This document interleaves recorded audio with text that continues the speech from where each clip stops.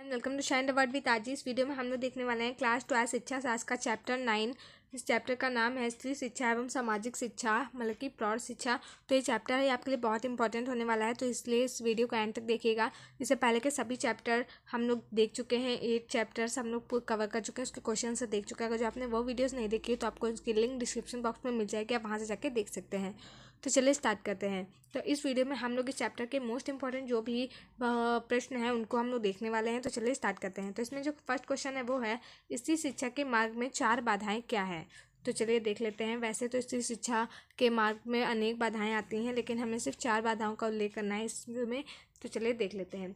तो पहले हम लोग लिखेंगे स्त्री शिक्षा के मार्ग में 4 बाधाएं निम्नलिखित हैं। जो फर्स्ट है वो है सामाजिक रूढ़ियाँ एवं कठिनाइयाँ। बाकी जो सामाजिक रूढ़िवादी सोच होती है पुराने ज़माने की, वो और जो बहुत सारी कठिनाइयाँ होती है, इसके कारण स्त्रियों को शिक्षा नहीं मिल पाती है। सेकंड है स्त्री का कार्यक्षेत्र घर तक सीमित होना। बाकी जो पुराने समय में लोग मानते थे कि जो स्त्रियां होती हैं वो सिर्फ घर के कार्य करने के लिए होती हैं, उनको पढ़ाई लिखाई करने की कोई भी ज़रूरत नहीं होती थी, इसीलिए वो लोग उन्हें पढ़ाई नहीं करने देते थे। थर्ड था बालिका विद्यालय और अध्यापकों का अभाव। मतलब कि जो पहले जो था वहाँ पे गर्ल्स के लिए सेपरेट कॉलेज या फिर स्कूल्स नहीं बनाए जाते थे, जिसकी वजह से जो बहुत सारे पेरेंट्स होते थे वो अपने गर्ल्स को, बल्कि अपने बच्चों को वहाँ पे नहीं भेजते थे बॉयज़ के साथ पढ़ने के लिए। तो इस वजह से भी जो स्त्रियों की शिक्षा थी वो नहीं हो पाती थी। और लास्ट है जो है वो है निर्धनता और पिछड़ापन। बाकी बहुत सारे लोग गरीब होते हैं, जिसकी वजह से वो अपने बच्चों को, अपनी बालिकाओं को नहीं पढ़ा पाते हैं। तो ये था फर्स्ट क्वेश्चन। नेक्स्ट क्वेश्चन है हमारा, नारी शिक्षा का महत्व क्या है।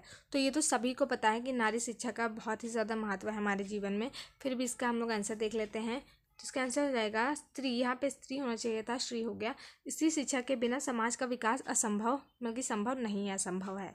बल्कि अगर जब तक एक स्त्री शिक्षित नहीं होगी तब तक वो अपने परिवार को भी अच्छी शिक्षा नहीं दे पाएगी। इसलिए एक स्त्री का शिक्षित होना बहुत ही ज़्यादा ज़रूरी है, एक समाज को अच्छे ढंग से उजागर करने के लिए, एक समाज के विकास के लिए।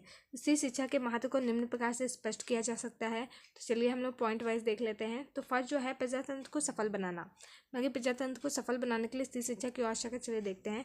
पुरुषों के समान अधिकार एवं कर्तव्य प्राप्त कराने तथा उनके प्रति चेतना जागृत कर प्रजातंत्र को सफल बनाने की दृष्टि से स्त्री शिक्षा का प्रसार आवश्यक है।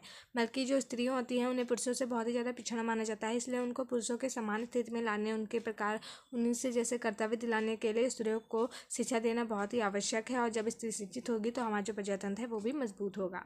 उसके बाद नेक्स्ट है सामाजिक कुरीतियों को समाप्त करना। सामाजिक कुरीतियाँ जैसी क्या होती हैं, सती प्रथा, पर्दा प्रथा, छुआछूत, अंधविश्वास, दहेज तथा आदि को समाप्त करने के लिए स्त्री शिक्षा आवश्यक है। सती प्रथा, जो पुराने ज़माने में अनेक प्रकार की प्रथाएं चलती थी, सती प्रथा, पर्दा प्रथा, तो इन सभी को जो समाप्त करने के लिए स्त्रियों की शिक्षा होना बहुत ही ज़्यादा आवश्यक होता है। उसके बाद नेक्स्ट है पारिवारिक उन्नति। तो इसमें क्या होता है, शिक्षित स्त्री अपने परिवार में विभिन्न मूल्यों का विकास तथा बच्चों की शिक्षा पर विशेष ध्यान दे सकती है, क्योंकि जब तक एक स्त्री शिक्षित नहीं होगी तब तक वो अपने परिवार को भी अच्छी शिक्षा नहीं दे पाएगी, इसलिए उसका भी शिक्षित होना आवश्यक होता है।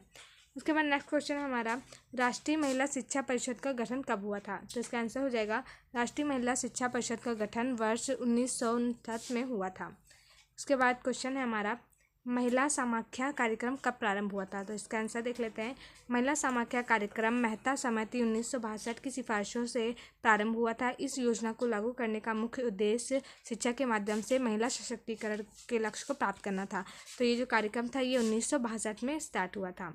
उसके बाद नेक्स्ट क्वेश्चन है, सामाजिक शिक्षा का प्रमुख कार्यक्रम क्या है। तो इसका आंसर हो जाएगा सामाजिक शिक्षा का प्रमुख कार्यक्रम प्रौढ़ स्त्री शिक्षा, पुरुषों को जीवन उपयोगी ज्ञान एवं जानकारी प्रदान करना है। जो सामाजिक शिक्षा होता है इसका प्रमुख कार्यक्रम या प्रमुख उद्देश्य सिर्फ जो प्रौढ़ शिक्षा होती है, प्रौढ़ स्त्री होती हैं, पुरुष होते हैं, उन सभी को शिक्षा देकर उपयोगी जानकारी प्रदान करना है। प्रौढ़ मतलब कि जो बूढ़े लोग हो जाते हैं उन लोगों को। उसके बाद नेक्स्ट क्वेश्चन है हमारा, समाज शिक्षा के 2 साधन लिखिए। मतलब कि जो सामाजिक शिक्षा होता है उसके 2 साधन लिख रहे हैं। तो इसका आंसर देख लेते हैं।